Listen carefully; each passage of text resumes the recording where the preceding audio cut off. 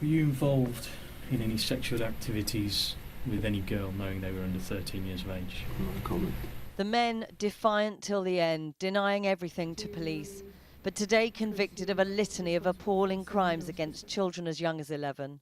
Rape, arranging child prostitution and trafficking. Were you aware that the girls that were there were underage? Did you take any drugs prescribed or otherwise? 6 girls gave evidence, but police believe there are many other victims and many more men who abused them. She said that that's you. Why would she say that? That wasn't me. It all began here in 2004, around the takeaways and late-night shops on the busy Cowley Road in Oxford. The girls, often escaping troubled relationships at home, were looking for fun and grasped at any chance of affection. The men obliged with sweet words and cheap gifts. The beginning was like a honeymoon, said one of the girls. The end was modern-day slavery. The girls were plied with drink and drugs, held captive in hotel rooms and flats, while men from all over the country arrived to buy sex with them. There was a pack mentality. If one had had it, they would encourage everybody to have it. I was not sure that physically my body could actually take it. I was emotionally and physically exhausted. They just thought that they could do what they wanted with you, so they would just carry on anyway. The gang would watch over the girls as they were raped, sometimes by more than one man at a time, and they threatened them and their families if they ever said no. Cowley Road is classic student territory, but this trial has exposed a much bleaker side to life here. This is where the men honed in on vulnerable girls, subjecting them to sadistic levels of abuse. They were raped and beaten. The men urinated on them. One of the girls was sexually assaulted with a knife and a baseball bat. This was about sex, but it was also about money and violence, control and humiliation. Detective Superintendent Simon Morton held off retirement so he could lead the case into court. It's shocking. It's sexual atrocities. It's torture, some of it. You know, in fact, you can't repeat it. You can't put it on television. You can't write it down. The girls' will is not their own. They just corrupt them completely. They start out at sort of 11 or 12, just an ordinary girl, in our case, and by the time they finish, they're hollow. They're shells of what they should be, and the little girl that was in there is gone. Despite today's successful conviction, it's clear social services and police failed to do enough soon enough to stop the abuse which spanned 8 years. All 6 girls were known to social services. 5 spent time in residential care. One was recorded missing 126 times in little over a year. A school counsellor told the court 9 out of 10 of the social workers responsible for the individuals were aware of what was going on. So the question for social services, why didn't they do more to tackle the abuse sooner? Social workers were absolutely devastated by what's happened. They're in this profession because they care about children, they want things to be better for them. But did they listen to the girls? Do you think, looking at the evidence, did they listen to the girls and did they act on what the girls told them sufficiently? Well, the independent review will tell us what conclusions. I think we have to wait for the future in terms of seeing what comes out of that. What I know thus far is from talking to our individual social workers that they were trying their utmost to try and protect these children. We know we didn't stop this quickly enough, and there's nothing we can say that will change that. The girls were also well known to the police and separately complained about being abused by Asian men on a number of occasions over the years. In November 2006, police received this emergency phone call from a man who'd been staying the night at the Nanford guest house, where the girl known as Girl 3 in court was being held. What, was she screaming or? She was. I could hear him slapping her, and obviously, you know, it just seemed like it was a bit of messiness going on in there. These are the pictures taken by police when they arrived that night. The girl told them she'd been repeatedly raped and beaten, but later retracted her statement after pressure from within the gang. Another girl told the court she regularly ran away, turning up at police stations in a state only to be threatened with arrest for wasting police time. I had a feeling police knew what was happening to me, but I was a child. I didn't want to admit what was happening to me. But police didn't just have a feeling. They formally interviewed the girl in 2006. On several occasions, that young witness, who was 13 or 14 at the time, did report crimes to us. On some occasions, she gave statements, on some she didn't. We did try at that time to work with her to bring cases to court, but she was very young. She was being abused. She was making that quite clear. Was enough done to protect her? Because the problem was the abuse went on and on. She was listened to, and on one occasion, we even took a video statement from her. But I do regret that it took so long to get to trial. And I've said that to the girl you're talking about, and to other girls, and to her parents. Stay where you are. They do things differently now. The Kingfisher team, police and social workers patrol at night, offering support to vulnerable girls and actively seeking out men suspected of child sexual exploitation. This man has been on their radar a while. The Crown Prosecution Service is to review 3 cases involving some of the young girls where they initially decided not to prosecute. In the wake of Operation Bullfinch, many things are changing. For the girls, it's just a pity it took so long. On a daily basis, we're still told that we loved her, and we will not stop fighting for you, because they're not having you. And that's what we used to say, they are having you, they're not going to win.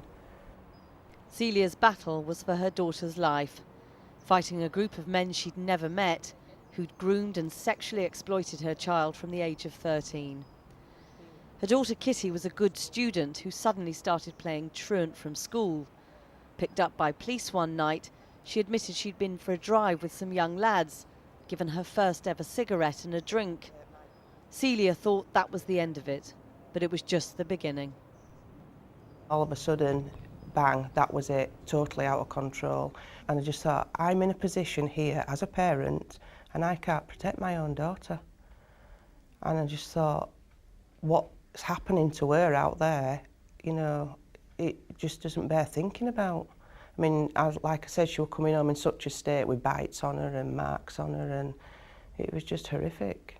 Because she was just this sweet little innocent girl that I remember, you know, all with, you know, girly things and boy bands and things. Well, that all changed. Celia says she constantly questioned why her daughter kept going back to the men, until Kitty made it brutally clear. Her dad was trying to get her to stay in the house, and he was crying, she was crying, because she was trying to break away from him, and he's grabbing hold of her hand saying, please just stay at home, we'll protect you, we'll do anything you want. And she's going, you don't understand. And so he says, just tell me where you're going. And she just said, you don't understand, if I don't go, they're going to gang rape Mum, and they're going to do it in front of you and my brother. And that was the most horrendous part of it. And looking at her dad's face, thinking he can't protect, you know, his own daughter. It was clear, says Celia, that they were powerless. Everything seemed stacked against them. We'd try locking her in the house, and then we got into trouble for that. We was told we're not allowed to lock them in the house because it's false imprisonment. You can't keep them trapped in the house, you know. So even though you were worried, quite rightly, about where she was going and what was happening to her. Exactly. The charity which commissioned the survey says it's clear parents are too often blamed for their own child's exploitation, instead of being seen as a crucial part of the fight against it. There is still within society a feeling that the parents must have done something wrong. Parents have been excluded from the child sexual exploitation prevention strategies so far. There is always passing mention of them, but quite often it's just lip service. If you really look at where the money's going, how are parents involved, are they integrated into school education, they're just not there. It is a black hole at the moment that needs to be filled. Celia says when she constantly called on the police and social services for help, too often their focus was on her. Why do you think they blamed you? What made you think that? It's just the things that they'd say, like, we'll make sure she stops in. Have you tried being more family focused and going to the cinema of an evening, taking her with you. I'm going, I'm sorry, but we're very family orientated. If you contact the police force on a regular basis, on a daily basis, sometimes 4 or 5 times a night, you expect to be listened to, and they just seemed to brush over it and didn't act on the information that I was giving them. And maybe they thought, you know, it'll go away, because once got told, don't worry, when she gets to 16, they won't want her. She'll be too old. In the end, Celia's daughter did escape, but only after falling pregnant by one of her abusers. Her child is a source of joy for all the family, says Celia, each in their own way, victims of this terrible crime.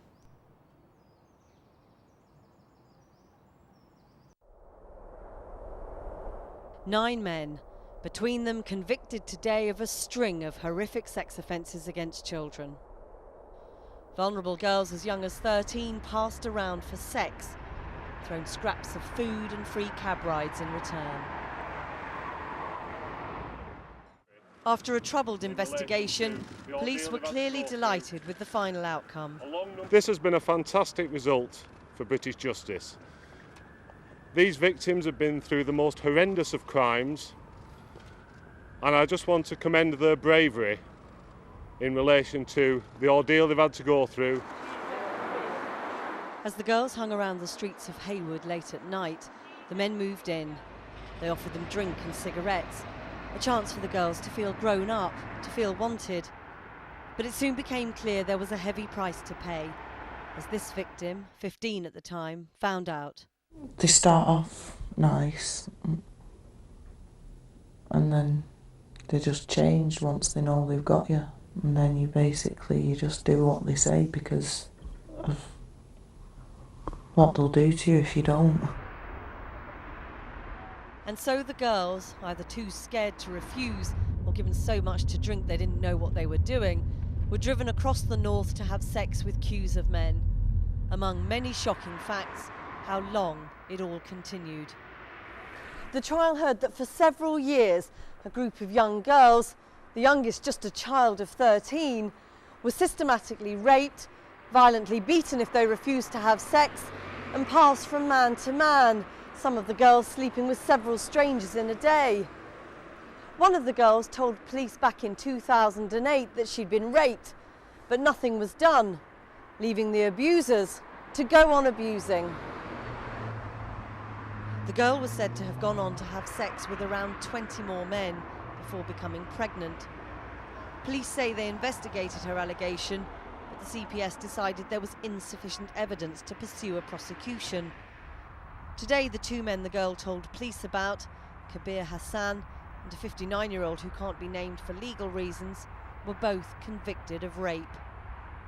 Greater Manchester Police have now carried out an investigation into how the 15-year-old's case was originally dealt with. Its findings will be reviewed by the Independent Police Complaints Commission. But the force is already quite clear. They failed her. She was let down by us and the criminal judicial system. But we have made some significant learnings from that. You know, we now do things an awful lot differently than we did in 2008. At that particular moment in time, yes, a horrendous rape had been committed, but it's also about the likelihood of a prosecution. And if I'm being honest, we were probably not evolved enough as a criminal justice partnership to take such a prosecution to court.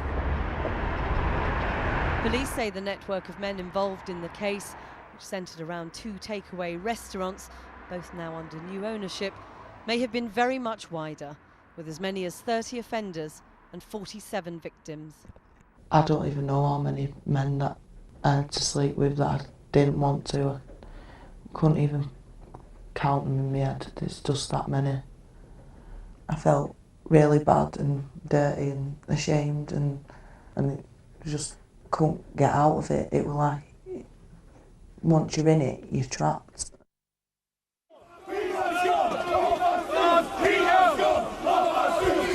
This case, like other recent grooming trials, has become as much about race as sexual exploitation of children. Far-right groups have gathered throughout. The fact all the defendants are Asian, evidence for them this is a Muslim crime. And there have been angry demonstrations in Haywood too, where the crimes took place. There's a lot of people, boys mainly, are coming in shouting all kind of stuff. They want the rapists out, they want the packies out. If the people have done something wrong, they've got right to get angry, but not take it out on us. Today the court decided the men had done something very wrong. Justice at last for the victims. They ripped away all my dignity and all my last bit of self-esteem, and I just think hopefully they'll pay for what they've done. The first of the 2 men acquitted, seen here in the red tie, walked free today. The 9 convicted will be sentenced tomorrow. He could be a father booking his young daughters into a hotel, but he's an abuser who's groomed the children with gifts. One clutches a soft toy he's given her, and he's about to take them upstairs for sex. Jane, not her real name, is one of the girls in the picture, abused by a string of men from the age of 14. They should have just left me because they knew how old I was. Just horrible. And was it clear to them how old you were? Yeah, I did used to tell them my age. What did they say? Nothing. Said, oh, it's better if you're younger. 8 men were sentenced at Derby Crown Court last September to a total of 42 years in prison for sex offences against Jane and 2 other young girls. Jane's lucky convictions in these cases are still rare, but she says giving evidence in court was such an ordeal, she'd never do it again. I knew it was going to be hard, but I didn't expect it to be as hard as it was. They call you a liar, but you know you're not lying, and just want to stand there and scream at them, but you can't. It feels like you're on trial, not them. So can you tell me a bit more what you've been doing with Lisa? You said you were playing with some little animals. A practice session at Triangle. How do we set them up? We set them up. Here they provide support, trained interviewers and intermediaries for child witnesses. It's the only service of its kind in the country, and today the Director of Public Prosecutions came to hear how it works. He says there are real concerns about how children in abuse cases are questioned and by how many barristers. There is no point us saying that children can give credible, reliable evidence if we can't set our system up in such a way that can receive their evidence in a way that they're comfortable giving it. There is an argument that for those barristers defending, very often the men in these cases, they want to cross-examine the witness themselves. So that inevitably can mean a young girl being cross-examined by 6, 7 different barristers. There is no reason why a child needs to be cross-examined many times over in one set of proceedings. Judges do have power to control proceedings. They've got rules available to them, and they do that in some of these cases. We've seen that done successfully. The judiciary and the Bar Association say they're working to improve the way vulnerable witnesses are dealt with in court. But those who represent the accused say their rights cannot be forgotten. We have to do justice in the case. A defendant is on trial. A defendant is very often facing at least damage to reputation and very often loss of liberty for offences that we know attract a great deal of publicity. And he or she has the right to be defended with zeal, with, as I say, with fairness and with courtesy, but nonetheless, vigorously if necessary. The new guidance may come from the Crown Prosecution Service, but it's aimed at making changes right across the justice system.